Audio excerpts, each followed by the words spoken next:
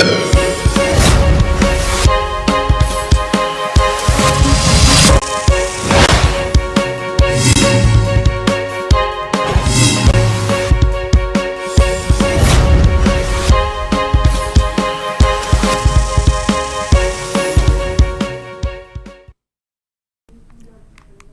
आप देख रहे हैं जन टीवी और मैं आपके साथ आकांक्षा पारिक। खबरों की शुरुआत से पहले एक नजर हेडलाइंस पर। पीएम मोदी कल छात्रों से करेंगे परीक्षा पे चर्चा। उत्तराखंड में इसको लेकर की गई तैयारियां। 3 लाख छात्रों ने करवाया था पंजीकरण।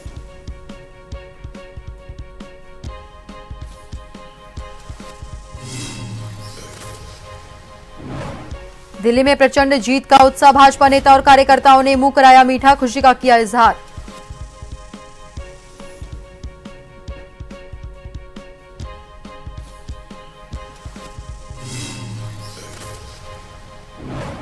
रामनगर में गुलदार ने किया युवती पर हमला। घायल का अस्पताल में चल रहा उपचार। ग्रामीणों में दहशत। वन विभाग से समस्या के निजात की मांग।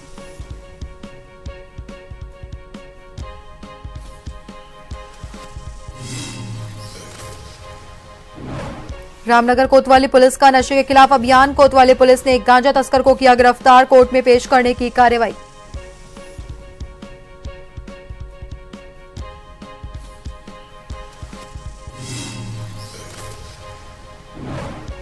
और चमोली में आपदा क्षेत्र प्रचार अभियान को वाहन को हरी झंडी दिखाकर किया रवाना। लोगों को जागरूक करना उद्देश्य। आपातकालीन टोल फ्री नंबर पर संपर्क करने की अपील।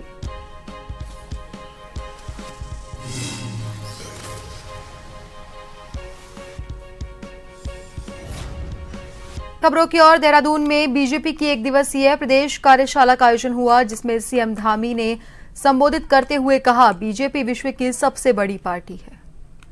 समय है ये वाला आदरणीय प्रधानमंत्री जी के नेतृत्व में। ये हमारे देश का भी स्वर्णिम समय चल रहा है, हमारे राज्य का भी स्वर्णिम समय है। ये प्रधानमंत्री जी कहते हैं यही समय है और सही समय है। राष्ट्रीय 38वें राष्ट्रीय खेल हमारे यहाँ देवभूमि में आयोजित हो रहे हैं। 28 तारीख को उद्घाटन यहाँ पर हो गया और सबसे अच्छी बात है कि मेरे मुंह से भी निकला, मुझे मीडिया के लोगों ने पूछा कि इतना सारा स्ट्रक्चर बन गया, इतने सारे खेल प्रतियोगिताएं, इतने पूरे देश के 10,000 खिलाड़ी, 6,000 ऑफिशियल्स, 3,000 वॉलंटियर, सब मिलाकर 20,000 लोग इस खेल प्रतियोगिता को संचालित कर रहे हैं। तो आपको क्या लगता है कि इस खेल के आयोजन के बाद क्या होगा? मैंने कहा इस खेल के आयोजन के बाद नहीं, इस खेल के प्रारंभ से ही ये जो देवभूमि है, वीर भूमि है, ये खेल भूमि के रूप में भी जो है स्थापित होगी। प्रधानमंत्री नरेंद्र मोदी 10 फरवरी को देश भर के छात्रों से परीक्षा पे चर्चा कार्यक्रम के जरिए संवाद करेंगे। इस कार्यक्रम को लेकर उत्तराखंड में तैयारियां पूरी कर ली गई हैं। राज्य शैक्षिक अनुसंधान और प्रशिक्षण परिषद उत्तराखंड के अपर निदेशक प्रदीप कुमार रावत ने बताया कि छात्रों में परीक्षा पे चर्चा कार्यक्रम को लेकर काफी उत्साह है। इस कार्यक्रम के जरिए छात्रों के तनाव को कम किए जाने का प्रयास किया जाएगा। उन्होंने ये भी बताया कि उत्तराखंड में 3 लाख छात्रों ने इस कार्यक्रम में शामिल होने के लिए पंजीकरण किया है।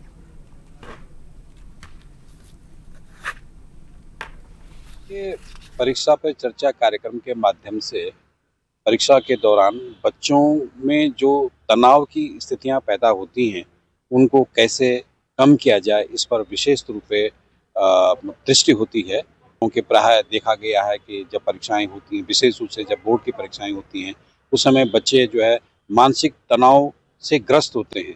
तो उससे कैसे बच्चे बचें और कैसे ध्यानपूर्वक अपना अध्ययन कर पाएं, इस पर विशेष रूप से ध्यान दिया जाता है। बच्चे को तनाव प्रबंधन की एक तरीके से प्रेरणा दी जाती है कि वो अपना तनाव प्रबंधन कर सके।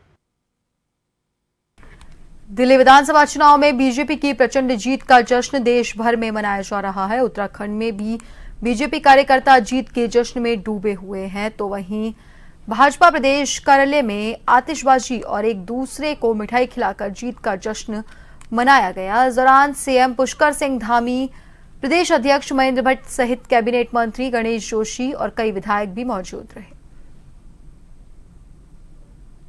दिल्ली की जनता ने 27 सालों के बाद गैर भाजपाई जो सरकारें थी उनकी विदाई की है और पिछले 10 सालों से जो आपदा की सरकार थी, जिन्होंने दिल्ली के वैभव को बहुत न्यून स्तर पर ले जाने का काम किया, उससे दिल्ली को मुक्ति मिली है। डबल इंजन की सरकारें आज देश के अंदर देश की जनता की प्राथमिकताएं हो गई हैं, क्योंकि डबल इंजन की सरकारें आदरणीय मोदी जी के नेतृत्व में तेजी से राज्यों का विकास कर रही हैं, इसलिए लोग लगातार उनको प्राथमिकता दे रहे हैं। अभी हरियाणा का चुनाव हो, वहाँ डबल इंजन की सरकार बनी, महाराष्ट्र में चुनाव हुआ, डबल इंजन की सरकार बनी, दिल्ली की जनता ने भी डबल इंजन लगाया है। तो निश्चित रूप से इनकी कथनी में और करनी में बहुत बड़ा अंतर रहा है।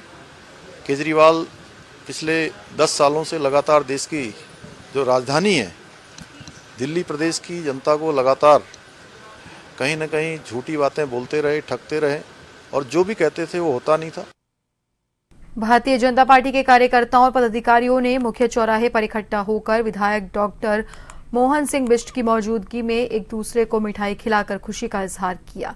आपको बता दें, दिल्ली में बीजेपी की प्रचंड जीत और आम आदमी पार्टी को सत्ता से बेदखल करने के बाद भाजपाइयों ने खुशी का इजहार किया। इस मौके पर यहां ढोल नगाड़े बजाते हुए क्षेत्रीय विधायक डॉक्टर मोहन सिंह बिष्ट की मौजूदगी में बीजेपी नेताओं ने खुशी का इजहार कर एक दूसरे को मिठाई खिलाई। रूप से पूरे देश में जिस तरह भारतीय जनता पार्टी के पक्ष में लहर चल रही है, उसी प्रकार दिल्ली में भी वहां की जनता ने स्पष्ट जनादेश देकर भारतीय जनता पार्टी को सेवा करने का मौका दिया है और माननीय प्रधानमंत्री जी के नेतृत्व में जो भारतीय जनता पार्टी की सरकार केंद्र में चल रही है, उसके कार्यों को देखकर, उनके विकास कार्यों से प्रभावित होकर और दिल्ली के भविष्य को उसको सुरक्षित करने के लिए, दिल्ली को आगे बढ़ाने के लिए, स्वच्छ दिल्ली बनाने के लिए ये मतदान भारतीय जनता पार्टी के पक्ष में हुआ है। हम सभी कार्यकर्ता हम हार्दिक आभार व्यक्त करते हैं दिल्ली की महान जनता का, जिन्होंने भारतीय जनता पार्टी को चुना है। पूरा देश भाजपा में होने जा रहा है और ये बहुत खुशी का क्षण है, खुशी का पल है इस देश के लिए।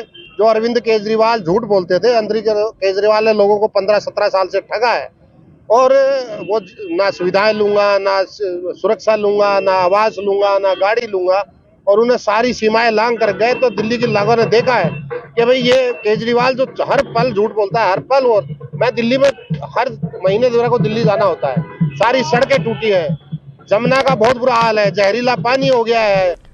रामनगर में परिजनों के साथ घास लेने गई एक युवती पर गुलदार ने हमला बोलते हुए उसे गंभीर रूप से घायल कर दिया। घायल युवती का रामनगर के सरकारी अस्पताल में उपचार चल रहा है। आपको बता दें, ग्राम तेलीपुरा निवासी आसमा नाम की युवती अपने परिजनों और अन्य लोगों के साथ घर से कुछ दूरी पर घास लेने गई थी। जानकारी के मुताबिक इस बीच गांव में स्थित एक बगीचे के अंदर से अचानक गुलदार ने बाहर निकलकर युवती पर हमला बोल दिया। इसके बाद साथ में मौजूद लोगों ने जब शोर मचाया तो गुलदार युवती को घायल कर मौके से भाग गया। घटना में घायल युवती को उपचार के लिए अस्पताल में भर्ती करवाया गया।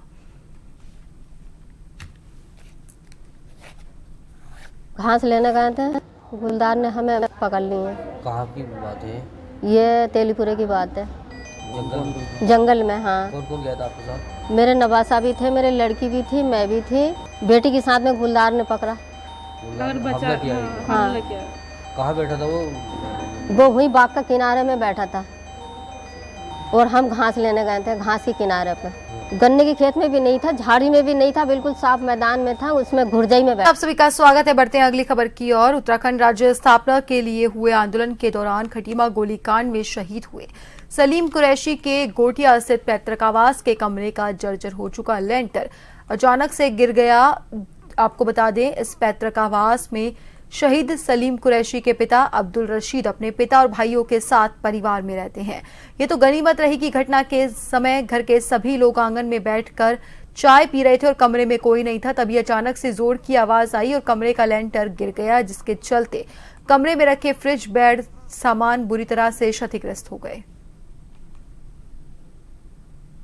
नुकसान तो हमारा बहुत हुआ, पंखे, फ्रिज, बेड जो भी था सारा ही टूट गया। सामान लड़कियों का रखा था वो भी सारा दब गया। और सुबह में जो है चाय पीने के लिए हम बाहर को, बच्चे थे, नहीं तो बच्चे रात में गिरता तो बच्चे भी हमारे दब जाते। ये कहा कि सुबह का टाइम था, सुबह 9:30 बजे का, तब वो लिंटर गिरा। हम इससे क्या कहा बहुत ही ज़्यादा ही परेशान हो गए हैं। कुछ बचा ही नहीं है जो हम इससे क्या कहा किसी उसमें खाए पिए बर्तन हो या कुछ, हमारा तो अभी खाना भी नहीं बना है, बहुत परेशान बैठे हैं हम तो। मैं इस मामले में कई दफे पहुंचा मैं शिकायत करने के लिए कि मेरा लिंटर गिरा हुआ है, मेरा लिंटर गिरा हुआ है। यही कहते रहे कि हम आंगने आंगने आंगने कुछ सहायता कर, कुछ भी ना आए कोई ना। यहाँ तक फिर मेरे सर्वे भी हो गया मेरे मकानों का, फिर भी ना कुछ गौर करा। आज सुबह 9 बजे मकान गिर गया जिसमें मेरा लाखों का नुकसान हुआ है और मेरे बच्चे बच गए। और सुबह चाय पी रहे थे हम बाहर, और जो रात का मिसला होता तो हम लोग सभी दब जाते। कल मैं एडीएम साहब के पास भी गया कि साहब मेरा जल के देख लो तुम, मेरा मकान बिल्कुल नीचे आ गया है। रामनगर कोतवाली पुलिस ने नशे के खिलाफ पिछले लंबे समय से अभियान चलाया जा रहा है। अभियान के तहत पुलिस द्वारा अभी तक कई नशे के सौदागरों को जेल भेजने की कार्रवाई हो चुकी है। अभियान के तहत रविवार को भी कोतवाली पुलिस ने एक गांजा तस्कर को गिरफ्तार करते हुए उसे कोर्ट में पेश करने की कार्रवाई की। घटना के संबंध में जानकारी देते हुए कोतवाल अरुण कुमार सैनी ने बताया, मुखबिर की सूचना पर कार्रवाई करते हुए पुलिस ने एक युवक को गिरफ्तार किया। देखिए, आज थाना रामनगर द्वारा फरीद पुत्र राशिद को 2 किलो 108 किलोग्राम गांजा से गिरफ्तार किया गया है। आरोपी नशे का आदी है, पूर्व में भी एनडीपीएस एक्ट में जेल जा चुका है और इसके विरुद्ध अभियोग पंजीकृत किया गया है, माननीय न्यायालय पेश किया जा रहा है।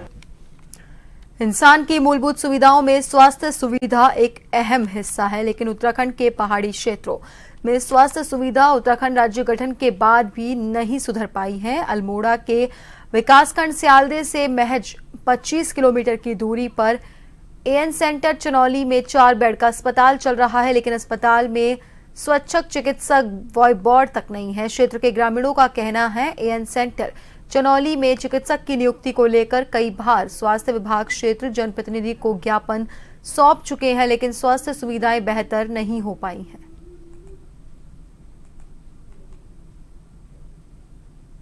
जो 1987 से पूर्व का सियालदे ब्लॉक का पहला अस्पताल है।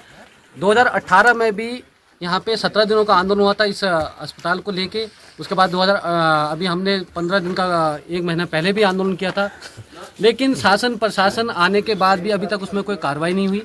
और पूरे क्षेत्र में अभी तक एक अल्ट्रासाउंड की सुविधा नहीं है। अगर हमें एक अल्ट्रासाउंड और स्वास्थ्य के एक ब्लड टेस्ट भी कराना तो हमें रामनगर 105 किलोमीटर यहाँ से दूर जाना पड़ता है।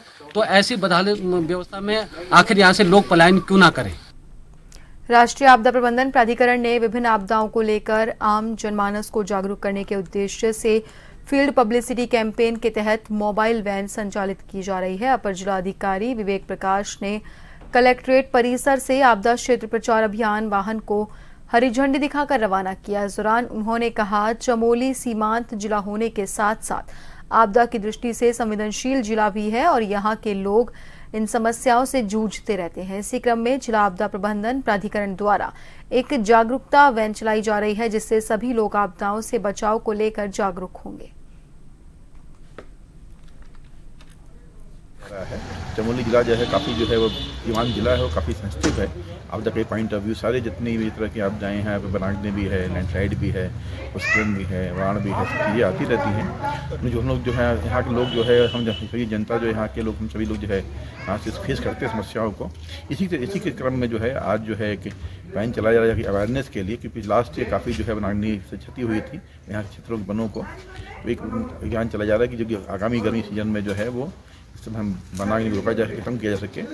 तो ये अवेयरनेस एक वैन है जो हर जगह पूरे जिले में जाएगा, जहाँ जगह खड़ा भी रहेगा वहाँ पे दिखाएगा लोगों को अवेयरनेस लायक कि आप जो है जागरूक रहिए। हल्द्वानी में आयोजित खेलो फुटबॉल टूर्नामेंट में उत्तराखंड के रोशनाबाद निवासी वाजिद अली ने शानदार प्रदर्शन करते हुए द्वितीय स्थान प्राप्त किया। उनके इस उपलब्धि से न सिर्फ उत्तराखंड में खुशी की लहर है, बल्कि वाजिद ने अपनी सफलता का श्रेय अपने माता पिता को दिया, जिन्होंने हर कठिनाई के बावजूद उनका साथ दिया। हल्द्वानी में हो रहा था, जो कि 38 नेशनल गेम्स उत्तराखंड ने होस्ट किया है, जिसमें हम पार्टिसिपेट किया था फुटबॉल टीम से। और 38 सालों में पहली बार जाकर उत्तराखंड का मेडल आया, वो भी सिल्वर, जो कि बहुत बड़ी बात है। आज तक हिस्ट्री में उत्तराखंड को कभी पार्टिसिपेट नहीं मिला नेशनल गेम्स में, और पहली बारी में ही होस्ट किया और उसमें टीम बनाई हमारी, जो जिसमें हमारे सब प्लेयर को बुलाया गया था, बाहर से भी जितने भी लोकल प्लेयर थे उन सब की मेहनत से आज हमने पहला मेडल उत्तराखंड के लिए जीता है। और अब आखिर में एक नजर हेडलाइंस पर। पीएम मोदी कल छात्रों से करेंगे परीक्षा पे चर्चा। उत्तराखंड में इसको लेकर की गई तैयारियां। 3 लाख छात्रों ने करवाया था पंजीकरण।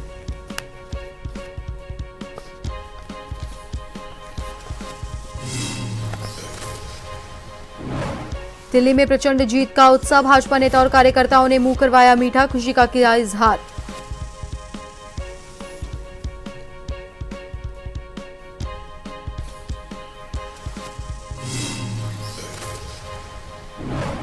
रामनगर में गुलदार ने किया युवती पर हमला। घायल का अस्पताल में चल रहा उपचार। ग्रामीणों में दहशत। वन विभाग से समस्या के निजात की मांग।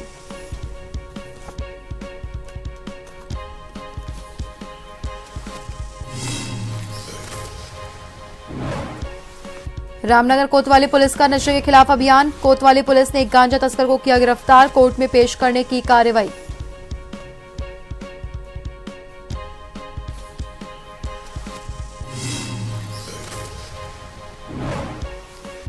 और चमोली में आपदा क्षेत्र प्रचार अभियान। वाहन को हरी झंडी दिखाकर किया रवाना। लोगों को जागरूक करना उद्देश्य। आपातकालीन टोल फ्री नंबर पर संपर्क करने की अपील।